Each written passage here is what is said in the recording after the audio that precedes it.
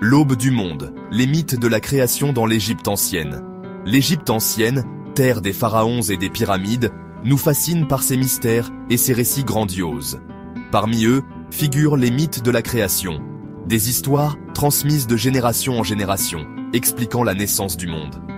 Imaginez, si vous le voulez bien, un temps avant le temps, où seules les ténèbres régnaient. Les Égyptiens, avec leur profonde sagesse, cherchaient à comprendre comment ce vide s'est transformé en le monde que nous connaissons. Ces histoires, toutes uniques, ne sont pas que des légendes. Elles révèlent la vision égyptienne du cosmos, du divin et de l'essence même de l'existence. L'Énéade d'Héliopolis, des eaux primordiales à la déesse du ciel. À Héliopolis, cité du soleil, a émergé un mythe de la création captivant.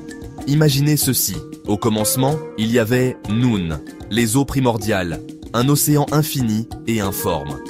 De cet abîme aquatique est né Atum, le dieu auto-créé, la première étincelle de vie. Seul mais puissant, Atum créa Chou, le dieu de l'air, et Tefnut, la déesse de l'humidité. Chou et Tefnut, à leur tour, donnèrent naissance à Geb, le dieu de la terre, et à Nut, la déesse du ciel. Ainsi, le monde commença à prendre forme. Geb, allongé en dessous, représentait le sol solide, tandis que Nut, arqué au-dessus, incarnait le ciel.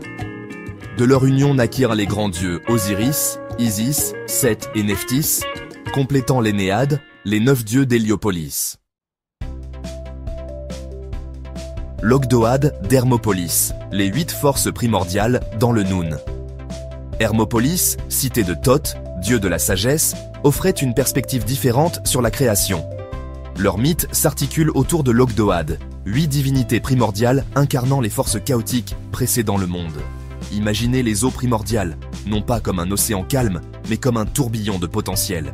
Au sein de ce chaos tourbillonnant résidaient 4 paires de divinités, mâles et femelles, Noun et Nonet, l'eau, Her et Hehet, l'infini, Kek et Keket, l'obscurité, et Amon et Amonet, le caché. Ces forces, bien que chaotiques, contenaient en elles les germes de la création. Leur interaction, leur essence même, a finalement conduit à l'émergence d'un monticule de terre sur lequel la vie a pu commencer.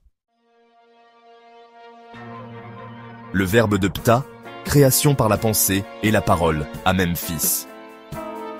Memphis, ancienne capitale de l'Égypte, présentait un autre mythe de la création fascinant. Ici, Ptah, le divin artisan, occupe le devant de la scène. Ce mythe souligne le pouvoir de l'intellect et de la création par la pensée et la parole. Ptah, par la seule volonté de son esprit, a conçu le monde. Chaque détail, chaque créature, chaque élément a d'abord existé dans les pensées de Ptah. Puis, par l'énoncé de ses paroles divines, il a donné vie à sa création. Ce concept du monde, créé par la parole, souligne la croyance des Égyptiens au pouvoir inhérent du langage et à l'acte divin de la création.